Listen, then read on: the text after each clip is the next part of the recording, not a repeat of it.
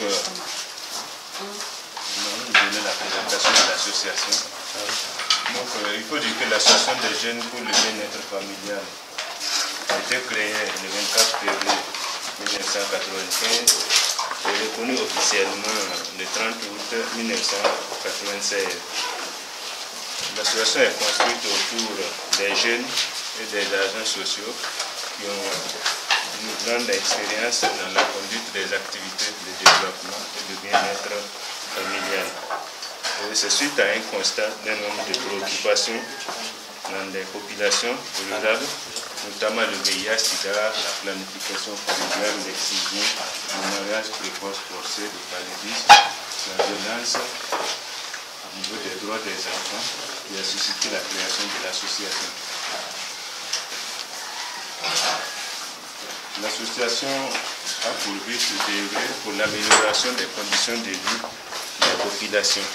Pour ce faire, elle se fixe des objectifs, entre autres, mettre en œuvre l'ensemble des moyens pour agir sur la fécondité afin de contribuer à la santé de la mère et de l'enfant, prodiguer des conseils sur la planification familiale, les IST, VIH, SIDA, l'excision, etc.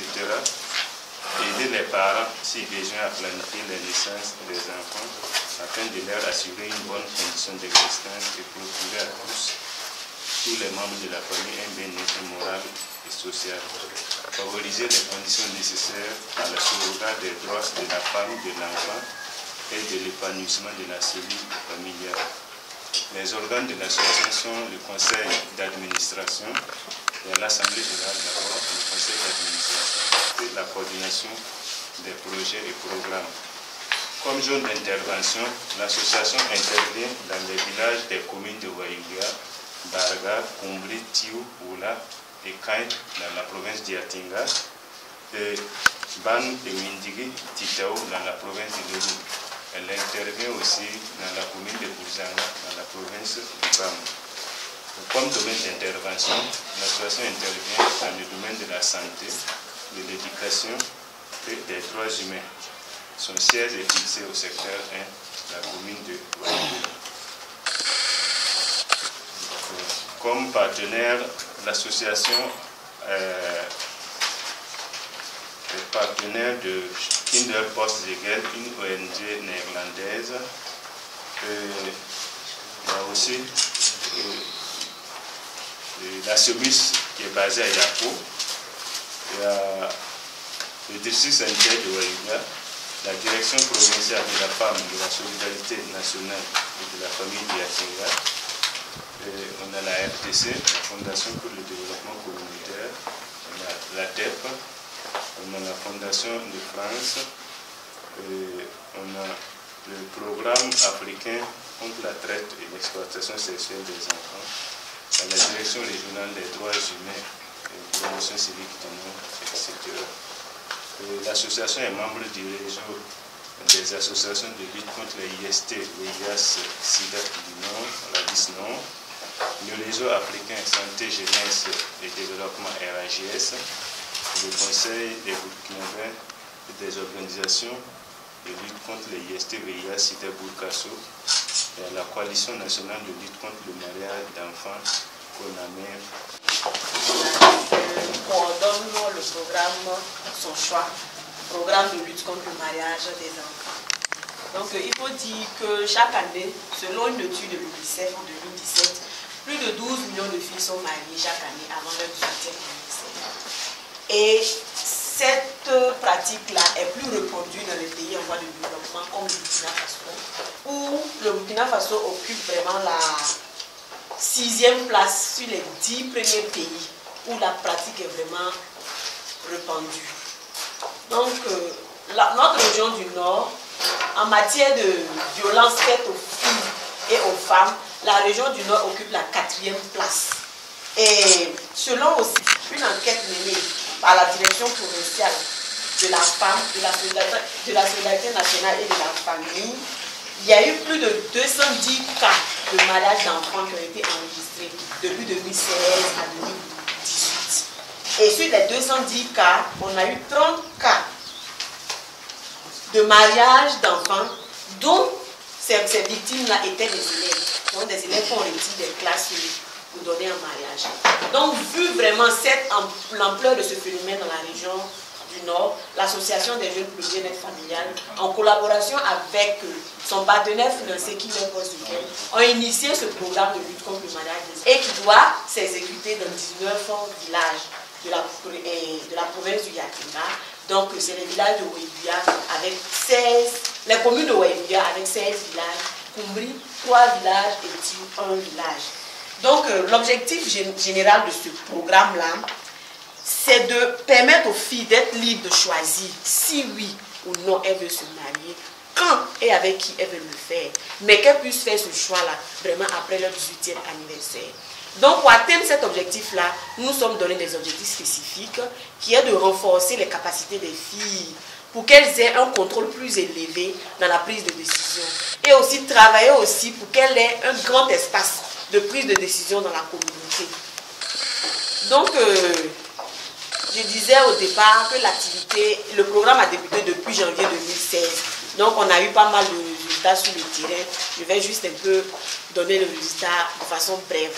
Il faut dire que sur ces 3 ans d'exécution, l'association s'est donnée comme méthodologie de travail et 6 axes stratégiques.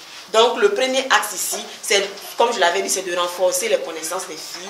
Le deuxième axe aussi, c'est d'améliorer l'accès des filles à l'éducation formelle. Le troisième axe, d'améliorer l'accès des filles aux services de SSR disponibles dans la zone. Le quatrième axe, c'est de renforcer le pouvoir économique des filles à travers les familles. Puisqu'on dit qu'un enfant de moins de 18 ans ne doit pas travailler, sa place c'est à l'école. Donc c'est les familles qu'on soutienne pour qu'elles puissent accompagner les enfants. Le cinquième axe, c'est de travailler sur la communauté pour un changement de normes préjudiciables au mariage des enfants. Maintenant le 6e axe, c'est de booster l'autorité, voilà, pour qu'ils prennent des lois ou bien qu'ils appliquent effectivement les lois qu'ils prennent en ce qui concerne le droit des enfants.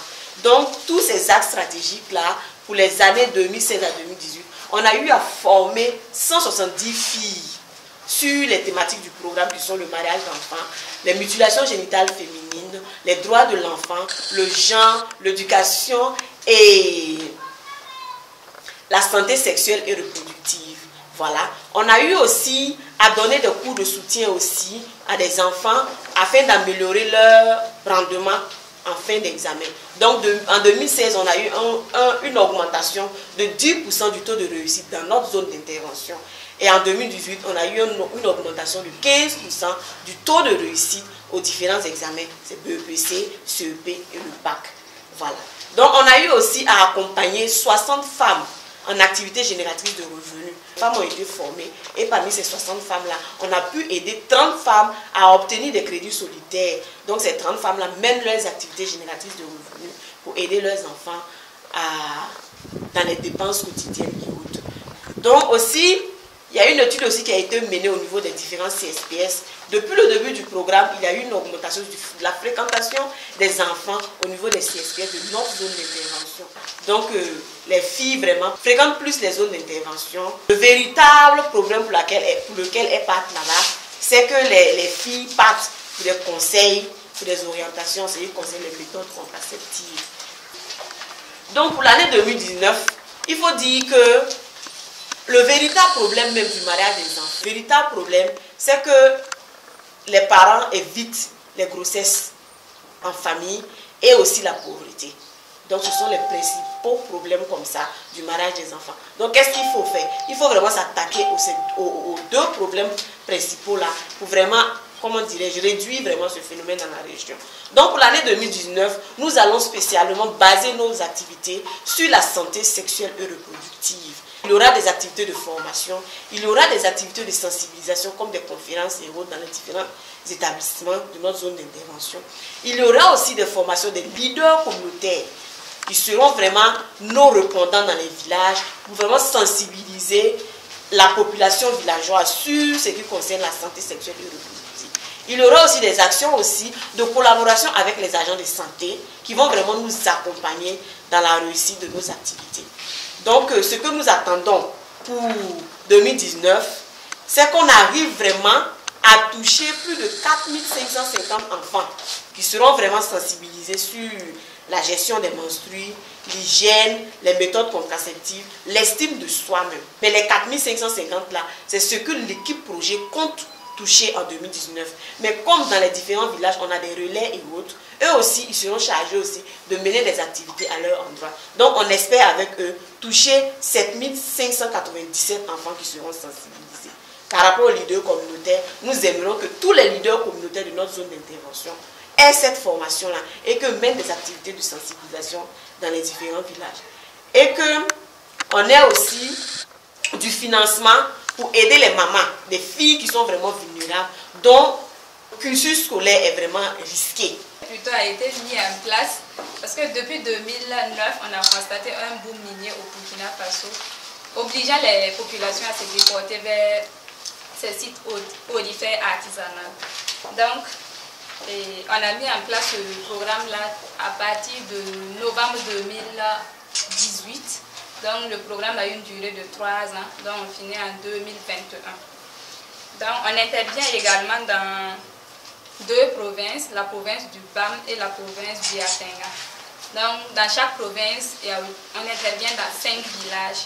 Donc, à Wayubia, ça sera dans le village de Sissin, Ouedranssin, Yabonsro, Boraya F et puis Boraya B. Du côté de Bourzanga, ça sera Wemtenga, Bourzanga, Alga, et Wemtenga et puis Napalgue. Maintenant, comme objectif de ce programme, c'est de contribuer vraiment à l'amélioration des conditions de vie des enfants à travers l'élimination du travail des enfants. Ça, c'est l'objectif global. Comme objectif spécifique, on entend en tout cas d'ici la fin du projet, d'ici 2021, qu'on ait quand même une réduction de 50% du travail des enfants. Voilà. Donc, je prends un exemple sur le site, ça veut dire qu'après le recensement, si on a 100 enfants sur le site, d'ici 2021, qu'on ait au moins, en tout cas, 50 enfants qui sont retirés des sites. Et le deuxième objectif spécifique, c'est de pouvoir quand même retirer 800 enfants d'ici la fin du projet, autour de ces 2 provinces-là. Le module en cours de formation des agents de santé et des services sociaux sur la prévention ou la lutte contre le VIH. Maintenant, le projet a une durée d'une année. Durant l'année, le projet sera mis en œuvre. On aura à renforcer les 15 organisations, on aura à les former dans la prise en compte du genre, dans la prévention et ou la lutte contre le VIH. Il sera également nécessaire de faire un plaidoyer auprès des autorités compétentes pour l'intégration de ces modules-là, de prise en compte du genre dans la formation des agents de santé et des services sociaux. Maintenant, à la fin du projet, on espère que le genre sera pris en compte dans l'élaboration des projets programmes des 15 OSC de Wayubia, dans la prise en compte du genre dans la prévention et la lutte contre le VIH. Des rencontres de plaidoyer auprès des autorités compétentes pour l'intégration du module au cours de la formation des agents de santé et des services sociaux sur la prise en compte du genre pour la lutte contre le VIH seront organisées.